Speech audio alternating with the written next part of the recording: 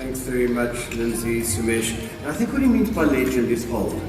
And the benefit of having been around a while is that you've seen market cycles before. You know things go up, you know things go down. And every time they go down, South Africans are convinced they'll never go up again. And we're very much a sort of up or down emotional bunch, aren't we? We're either so happy with the country that nobody wants to take any money offshore, or we're so depressed that we want to immigrate. Sort of one of the two, sort of never in between. And I think one of the things that you've got to really try to do is not to make investment decisions based on your emotional state. Because at the moment, you are getting so much negativity flung at you before elections, and it's going to get worse, much worse. And you cannot start giving up on the country based on what politicians are shouting at each other. After elections, it's going to lift, and it's going to lift quite nicely. So it's going to be a year of two different halves. I've never heard my colleagues this optimistic before. I mean, normally the actuaries are managing down expectations. Now they're talking big numbers for the next 5 years, and that's very exciting. Very exciting. Of course, last year should have been our year. And then we had the tariff war. And the tariff war chased foreign investors out of emerging markets. They predicted a global recession, and when they get nervous, anything that happens to make foreign investors nervous, okay, hurts us. We are an emerging market, nothing more, nothing less. So when emerging markets go up, we go up. When they go down, we go down. It's as simple as that. They're not that interested in our politics, and to be honest, our politics is one of the best of emerging markets. So as I say, last year was our year. Then Trump started with his rubbish, and then in May last year, because remember we had Ramaphosa, then suddenly in May last year, it all collapsed. In May last year, foreign investors sold more South African bonds than ever before in 1 month because of the US-China tariff war. No wonder we're miserable. The rand went off the edge of a cliff, petrol price went up, economy went into recession, and South Africans blamed the country and our politics, which it wasn't the reason. You know, the good news is, it looks as though this year finally is going to be the year when the planets align in favour of emerging markets and therefore South Africa. But let's get into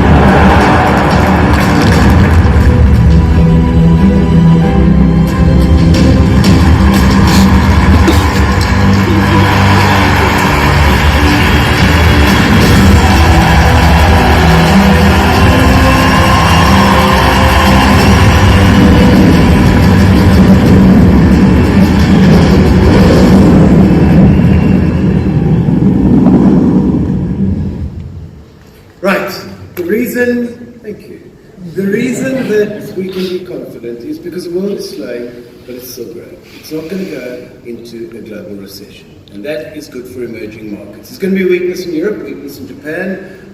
The risk of a no-deal Brexit is receding. And just as it would be quite nice to, for once, have politics in the UK rougher than ours, if there was a no-deal Brexit, it'll scare investors, emerging markets will get hammered and will get hurt. So we want a decent Brexit.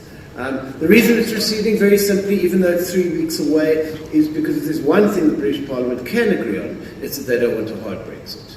So you may even find them capitulating. I think it's either tomorrow or over the next week there's another vote. And if there is a chance that the Brexiteers have softened and the vote actually goes through. Not a very big chance, but there is a chance. I'll come to that in a moment. And then obviously the US-China tariff war threat receding fast. So all of those factors are good news for us. As I said, we're an emerging market, so it's important to us that emerging markets perform well. Now, emerging market assets, currencies, stock markets, etc., outperform when their economies grow faster than the developed markets. This year, emerging market growth will be 4.7%, the developed markets 2.1%. So that gap is widening. On top of that, emerging markets are a lot cheaper. So according to most of the foreign investors at a recent conference by RMB Morgan Stanley in London, they said emerging markets came out as the region that they expect to perform best this year. China trade war is receding, but this we've been predicting from the middle of last year because we know how Trump operates. He goes in hard and then he pulls back. He did it with North Korea, he did it with the Chinese, he went in very hard last year, and now he's pulled back. Now he's saying they're very nice people and he wants a deal. I'll remind you that he was at the end of February now going to stick 25% tariffs. It's already 10%, 25% tariffs on $200 billion of Chinese goods. But the bottom line is he needs a deal. And we've been telling audiences for a very long time because it was obvious that he was going to have to soften. Why does he need a deal? Because he's got elections in 18 months' time. And if he needs to keep the economy strong and the stock market strong. If those two weaken, and they were starting to weaken because it looked like the tariff war was going to push the world into a recession, then his chances of re-election would not be very good.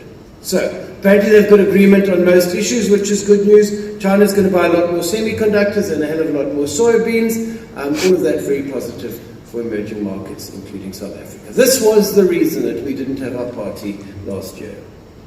This I found fascinating. America's most admired men and women. Michelle Obama has just taken over as America's most admired woman. That doesn't surprise me. What does surprise me is that she knocked Hillary Clinton off the perch, which you can also understand, Hillary winning it once. What amazed me was that Hillary Clinton had been number one for 17 years. Seriously? All they can come up with? Anyway, that's what it was. Oprah Winfrey second, apparently Barack Obama most admired man. How's that for a power couple? Barack and Michelle. And he has been for the past 11 years. Trump is second. George Bush third, Pope Francis fourth. Look at the money these companies are making. Apple makes 500 million rand per hour. Just while we're in here, they'll make about 700 million rand. And they do that every hour of the day. Look at that. Just crazy. Not great for Apple. The fact that smartphone sales last year went down for the first time. 2018 lower than 2017. That is the first time ever that smartphone sales have not grown. Smartphone, in case you didn't know, the most popular consumer product ever in history. 4 billion of 5.5 billion adults on Earth own a smartphone. Now I want you to notice that 5.5 billion adults on Earth. I'm going to come back to it in a few slides' time. 2/3 of Apple revenue comes from iPhone growth. So if Apple has peaked, then it's going to be tough for their share price.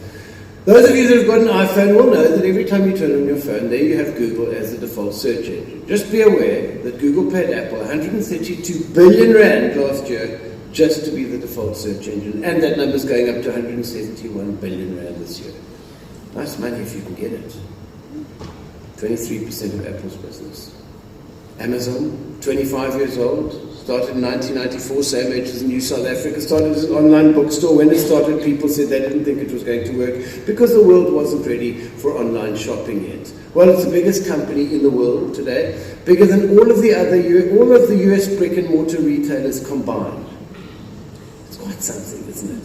Bezos getting divorced at the moment, all over the papers. If his assets get split evenly, which is what tends to happen in Washington, where he's from, apparently, then his wife Mackenzie, at the age of 48, will suddenly find herself worth $69 billion. It's $1 trillion.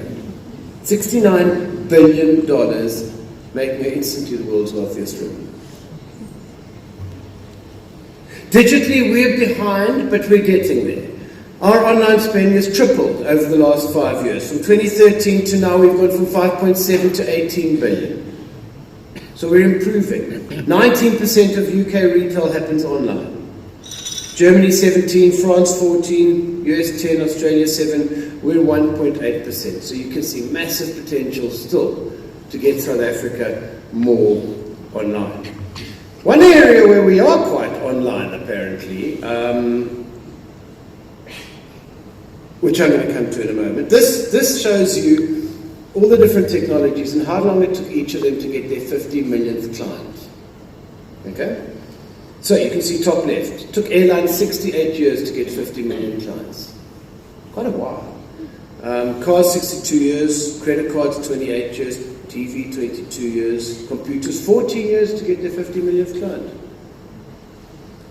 YouTube 4 years, so it's getting faster. Facebook 3 years, Twitter 2 years.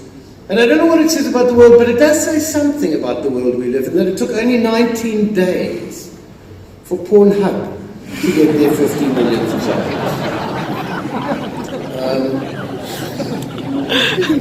And this little website, it's actually not that little, it started publishing stats, which I wish it wouldn't do.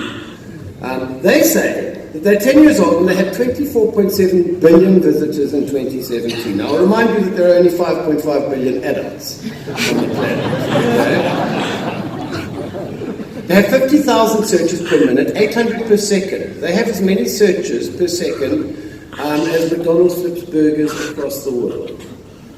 Now, what I said earlier on about us being only 1.8% retail online is that apparently South Africa, according to the financial, has moved from 20 to 19 in terms of Pornhub. Isn't that interesting? Now look, there are not a lot of surveys where we're in the top 20 in the world, so we have to celebrate when it happens. We're the only African country in the top 20. Ethiopia went up 68 places on Pornhub over the last year. I don't know what happened there. Maybe they got farther. Anyway, apparently it's our high stress levels that lean us towards this viewership. But I do wish they'd stop publishing their top 20. Renting everything is going to be the next big thing. And this, of course, pleases the Instagram generation. It's been driven by the Instagram generation because basically they just want one photograph in the latest trending items. So you're going to be able to rent high-end designer pieces for a once-off. There's a bunch called Front Row, a website that offers you all sorts of luxury items. You can borrow Chanel gloves for £150 for 5 days. There's a website called Wear the Walk. They have a whole lot of emerging designers. For £120, you can have 5 different pieces at any one time. Because millennials have been conditioned by other sharing devices or sharing services. They share cars quite happily, so why not share clothes? And I think this apparently is the next big thing coming because millennials value access and experience over ownership. Makes a lot of sense. WhatsApp, Instagram, and Facebook Messenger, that's basically how we message each other these days. Of course, Zuckerberg owns all three. What he wants to do now is he wants to integrate the back end so that you can talk across platforms.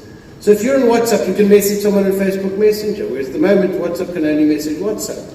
Of course, this has got people complaining about further privacy issues. The regulator in America wants to unwind the purchase of these three, saying that one person can't own all three. And you've got advertising coming to WhatsApp. I remember saying to my audiences 2-3 years ago that it was coming to Instagram, and now you've seen how much you're getting advertised to on Instagram. Well, the same thing is going to happen to you on WhatsApp, because Zuckerberg has got to monetize this app, this highly successful app that we get for free, by the way. And when I say highly successful, WhatsApp sends 60 billion messages per day. I'll remind you, 5.5 billion adults, 60 billion messages per day. And isn't it interesting how the world has changed? I remember when messaging first started, SMS, WhatsApp, etc. I remember a friend of mine saying to me, but why would you message someone instead of phoning them? It's very impersonal, you would never do that. You would phone them to make an arrangement, not message them. But it's amazing how much we've changed. Now phoning someone actually requires quite a lot of effort. I mean, you have to have a whole conversation, starting with how you, etc., your family. I mean, it goes on, doesn't it? So now you tend to just message everybody for everything. And in fact, if you message someone, and then suddenly they phone you back, and your phone starts ringing, you get a fright. You know, you sort of think they're in the same room. You look around to see if they can see you.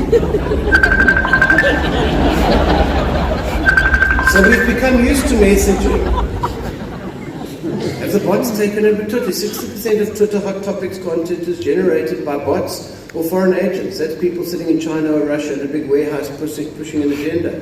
2/3 of all shared links are generated by bots. So just be aware as we go into elections. Very good article in the papers on the weekend speaking about the fact that there's untold evidence about the fact that the Russians, via the bots, influenced the American elections, the Brexit vote, etc., and apparently are very active within our Twitter sphere as well. So just be aware of what you're reading. Just be aware that there's a good chance that somebody with an agenda might be driving it.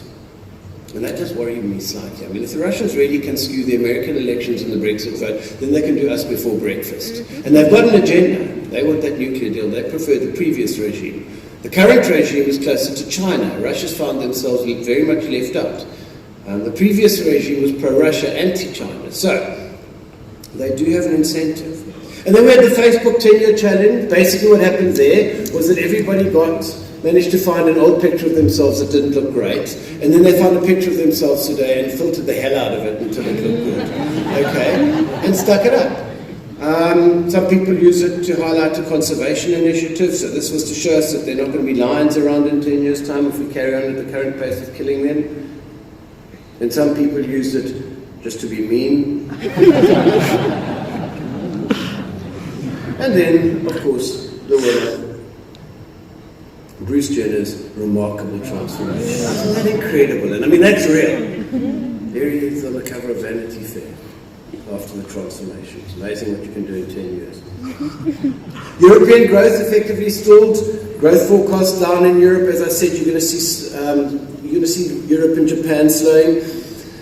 Italy, Europe's third largest economy, effectively in recession. Germany's flat. France is flat. I was in Paris a couple of weeks ago. The yellow vest thing is real.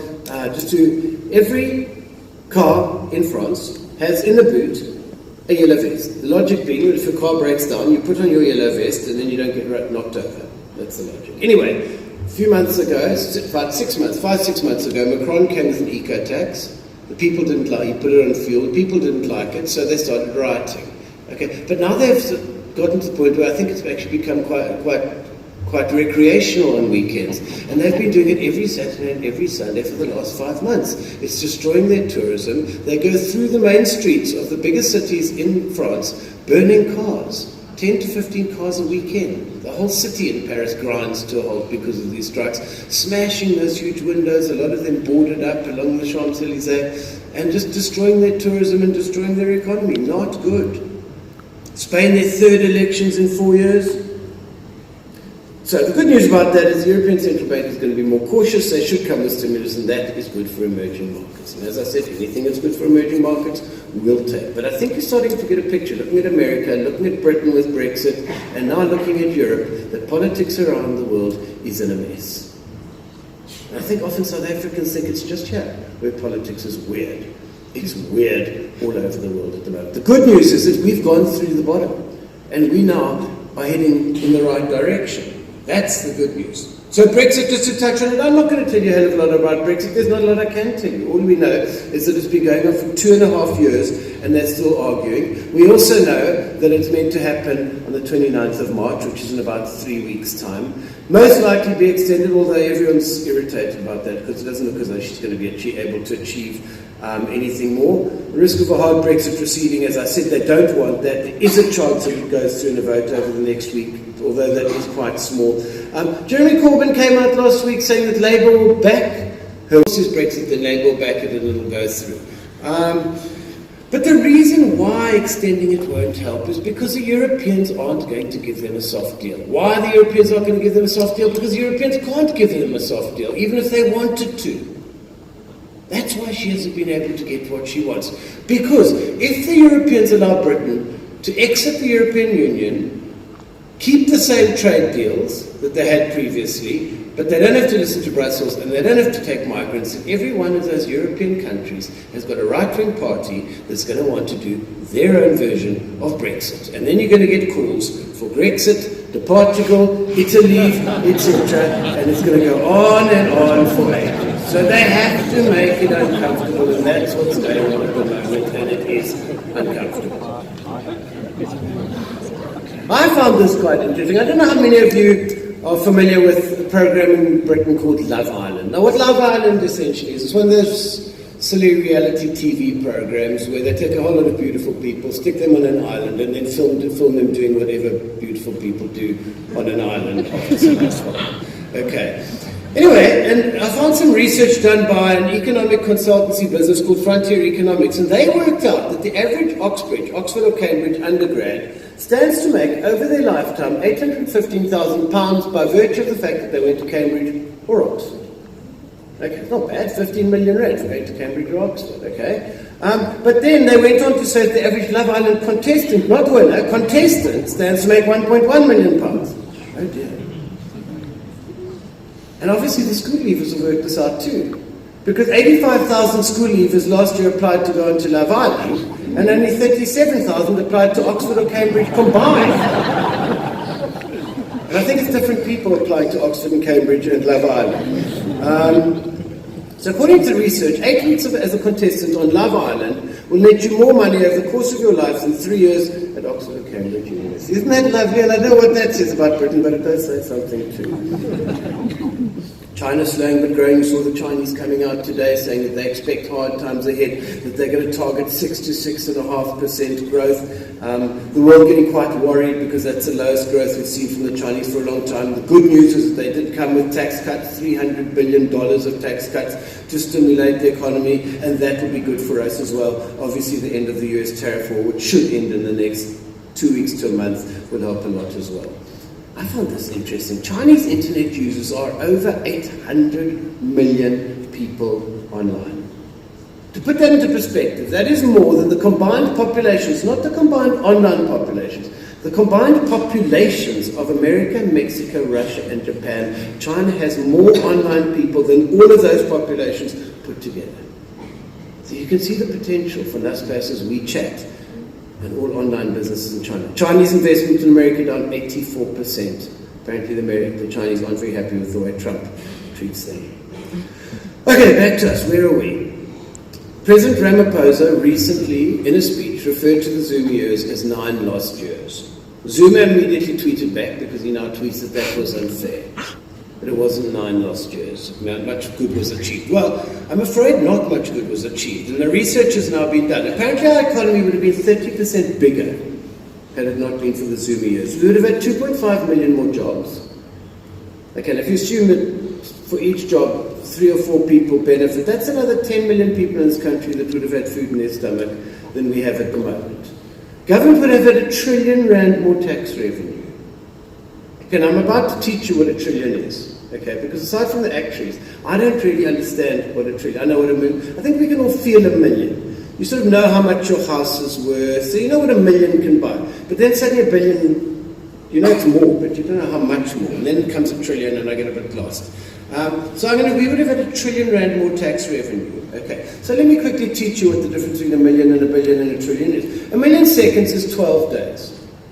Okay, so then you think, okay, 1 billion seconds maybe 20 days, $1 trillion a month. 1 million seconds is 12 days, 1 billion seconds is 30 years.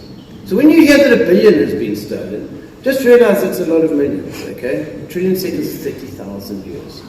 When we say we would have had R1 trillion more tax revenue, it's a lot. So let's relook at the numbers now that we've all learned what $1 billion and $1 trillion is. Firing Nene, according to Praveen Gordhan at the Zondo Commission, cost South Africa 500 billion rand. One decision by one person. And completely not necessary, just for doing his job. State capital theft has now gone up to 500 billion, according to Praveen Gordhan, has left the country. Crazy. Billions spent bailing out gutted state-owned enterprises, no money left for service delivery. This is money that should have been spent providing houses for people, sanitation and education. But it wasn't. It was all for the benefit of a few. So I'm afraid 9 lost years is factual. In fact, it's a very complimentary way of putting it. I think you could put it a lot tougher than that. And we don't have unlimited funds. We only have 14 million taxpayers, and only 7.5 million of them earn more than 70,000 per month. And only 110,000 more than 1.5 million per annum. So we do have some money, but we need to spend it wisely. We can't afford to keep losing it. Venezuela is an interesting case study for us at the moment. And by case study, I mean negative, all right? There's a fact-finding mission that went off from government yesterday and arrived yesterday, who actually think that it's still quite a positive place. Anyway, let me explain to you where Venezuela got into trouble. Now, this is from an article in the Financial Mail, written by Secretary Manchacha, a great article. And basically, he says, back in 2005, Hugo Chavez expropriated land without compensation. Sound familiar? 2007, he nationalized the whole oil industry and all the top companies left. In 2009, he started taking commercial farms away and giving them to the poor. The oil price helped for a couple of years, and Chavez was lauded globally as a success of redistributing from the rich to the poor. So much so, in fact, we had the EFF visited in 2010, and Ace Magashule arrived yesterday with a fact-finding mission. Of course, it hasn't all worked out quite like that. Oil output down 50%. They were 10% of OPEC, they're now 3% of OPEC. 10% of the population have fled, that's 3 million people. The average Venezuelan has lost 11 kilograms. They call it the Maduro diet, because there's nothing in the shops. Opposition either get imprisoned or murdered. Caracas now the most dangerous city globally, double as dangerous as Johannesburg. And recently they locked 5 zeros off the currency. 50,000 became 500. They've got 1 million% inflation, which means prices double every year, and it's rising to 10 million% sometime this year. And as I said, the interesting thing is our delegation arrived yesterday to go and see this wondrous country. There you have the opposition leader. Okay, he arrived back yesterday at great risk of being imprisoned and threatened with death. And I thought Daily Maverick worded it so beautifully when they said, Guaidó to return to Venezuela. Despite the threat of arrest or worse, Venezuela's rival president has vowed to return home. He issued an invitation via his party for all Venezuelans to take the streets. If he's lucky or unlucky, they went on, Guaidó may even meet Ace Magashule and the ANSI's Maduro sympathy party at the airport, because they all arrived at roughly the same time. Isn't that lovely? And there you can see on CNN as the world splits down the middle with the UN Security Council on the right, all of our big trading partners, the European, the Americans, etc. And I'll remind you that last year we got 30% duty slapped on our steel. And government went off to, Pretoria went off to the Americans and said, look, we're a small country, we're part of a go, we don't compete with you, please will you let us off the 30%? The Americans said, no, you'll keep them. And we said, why? And apparently we are one of the top 10 countries in the world that vote against America at the United Nations. And the Americans quite rightly have been counting. There are no BRICS in the top 10. Okay? Not even Russia. We vote more against America than Russia does. That's how venomously anti-West our foreign relations have been, and you can see us doing it again now. And apparently, according to the Americans, we're going to lose the 6.8 billion rand worth of aid that they give us every year, and that 6.8 billion rand worth of aid goes all to AIDS research and providing antiretrovirals. It's a lot of money. We've got to be very careful. As the Americans said, we want to only give aid to our friends, and we are not behaving as a friend. Good to see Reserve Bank Governor Lesetja Kganyago saying it's better to have unpopular central bankers than to allow runaway inflation in order to please the populace. I will remind you that he got voted Global Central Banker of the Year last year.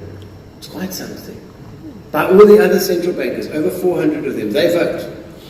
This is the caliber of individual we have running key institutions that the Guptas didn't get their hands on. This is the caliber of individual we can have running all of our state-owned enterprises if we get 5 years of Ramaphosa.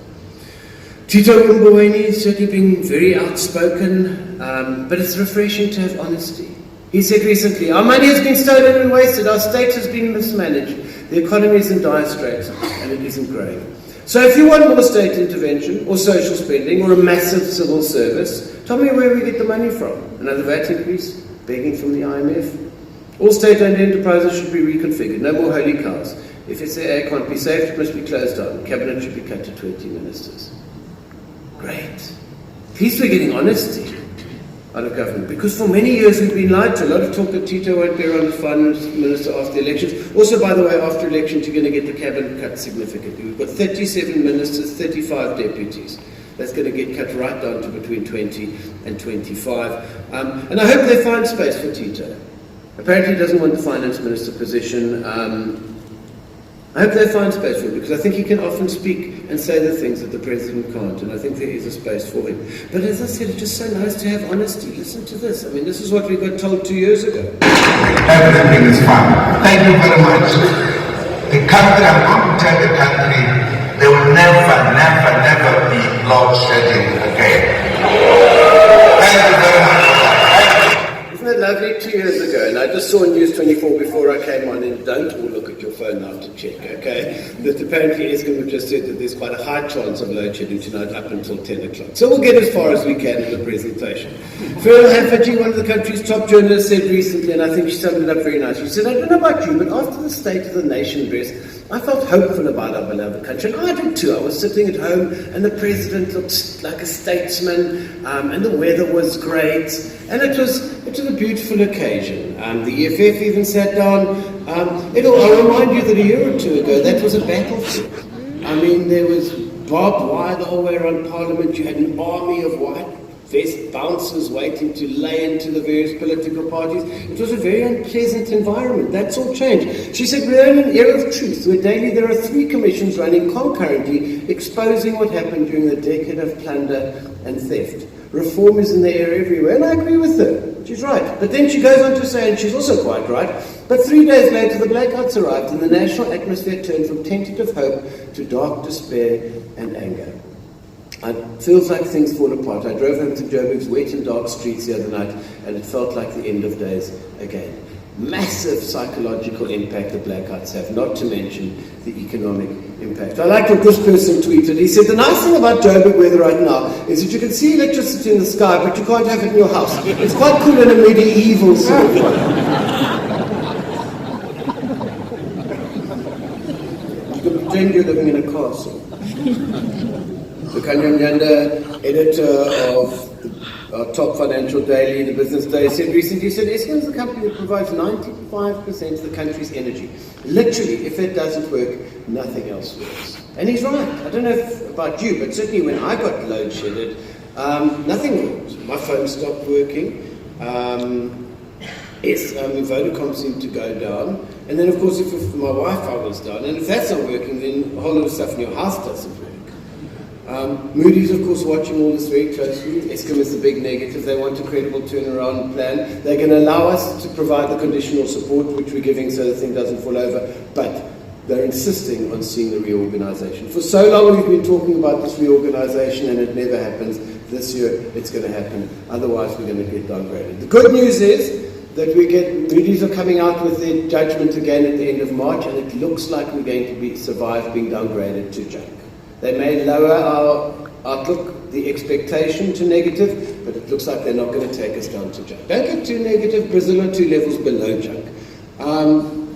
Inherited, because Zuma gutted those institutions, gutted them of all their skills. Not all their skills, but a hell of a lot of their skills. That's why the dairy case against the Guptas fell over recently, because they didn't have enough skills to actually prosecute successfully. That's not going to change. The dairy case will come back, and you're going to see they're busy recruiting at the moment, getting top brains in there, and you're going to start seeing top legal minds taking on all of the various state capture problems.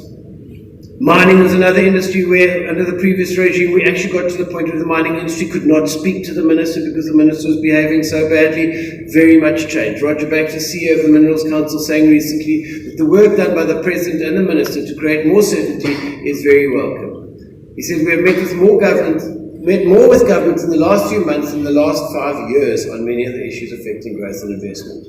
That picture there is from the mining Indaba. For those of you that don't know the mining Indaba, all of the world's top mining people converge on Cape Town every February for the Indaba. And this year was the first year that one of our presidents was presented there in 25 years. Ramaphosa opened the conference and his message was very clear. South Africa is open for business. New rules on who can become heads of SOEs, who can become directors, very strict rules, and also a pleasant change from the past. And guess what? They all have expertise, experience, and integrity, which none of the previous ones did. Also great to see a different attitude coming from government towards business. Ramaphosa saying last year, we've treated business as the enemy for far too long and it shows in the numbers. He went on to say that business people and entrepreneurs should be treated as heroes, for their aim is to develop and grow our economy and employ our people, as opposed to the nastiness and the hostility between government and business, which was very tangible in the previous regime. Brulpada, for those of you who don't know, this is a massive gas and oil discovery off the coast of Mossel Bay. It's going to keep Petro SA, which was running out of anything to do, busy for the next 50 years. Incidentally, Petro SA was also looking in the same area as Total here, but unfortunately didn't manage to find anything. We're going to get an extra R1 trillion for the economy over the next 20 years because of this finding. And apparently, because it's in our waters, you're going to get a lot more companies coming to look for here and also in Mozambique, because our neighbours have also just discovered massive gas and oil, very good for the region. So the stuff beyond our control looks okay. The tariff war fears are subsiding. The US dollar's peaked. That's also very good for emerging markets. Growth is firm but not too hot, so you're not going to get unexpected rate hikes.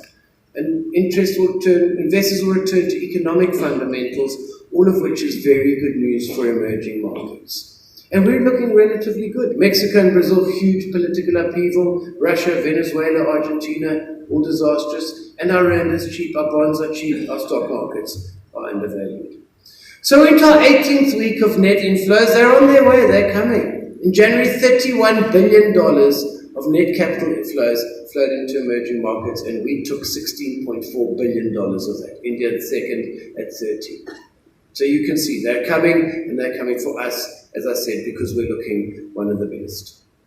So here you have the little rand lying in bed saying, I haven't felt this good in years. And then you've got the economy saying it must be the new doctor. And I think you are going to see the benefits of the Ramaphosa factor coming through post-elections. So much work has been done. Here you can see the foreign investors coming. Here you can see absolute price performance in dollars for the last 3 months. There we are near the top. And so much work has been done. Not a week goes by without another form of apparatus of state capture being dismantled, without another appointment, Gupta assets seized, NPA prosecuting the president and his son, or the ex-president, an extradition agreement. It's a very difficult question, as Apira puts it so beautifully. Zupta ministers fired, new boards, a lot of our parastatals, new